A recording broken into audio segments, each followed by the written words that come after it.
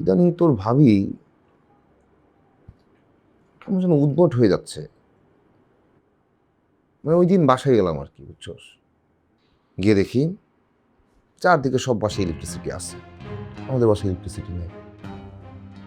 আমি ডাকলাম, মিশি মিশি, হঠাৎ করে শুনি বিকট শব্দ, বাসার ভিতরে সব তোলপাড় হয়ে যাচ্ছে। হ্যাঁ, আমি ডোর আনলক করতে গেলাম, দেখি যে ডোর খোলা। তাড়াতাড়ি ফ্ল্যাশ অন করলাম, দেখি থালা বাটি এদিক সেদিক ছুঁড়ে মারতেছে আর দা নিয়ে আমার দিকে ছুটে আসলো। বলিস কি? হ্যাঁ, একটু যেন কোপ দেয় নাই। তারপর? তারপর কি বললাম, যে নিশি আমি আমি আমি রাখো রাখো রাখো, দাটা হাত থেকে রাখলাম। জিজ্ঞাসা করলাম, এসব কি করতেছো? বাসা সব থালি বাটি এই টেবিলের উপর সব ছুঁড়ে মারতেছো কেন? বলে সে নাকি কিছুই জানে না। দোস্ত, ব্যাপারটা আসলেই চিন্তার বিষয়। আমার তো অন্য কিছু মনে হচ্ছে।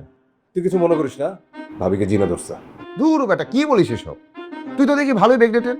কিসের মধ্যে কি কত ভাবিকে জিনে ধরছে? সত্যি কথা বললাম আর ব্যাকডেটেড হয়ে গেলাম। দোস্ত, তুই যে সিমটমগুলোর কথা বলতেছিস, সব সিমটম আমার ভাবির সাথে মিলে যাচ্ছে।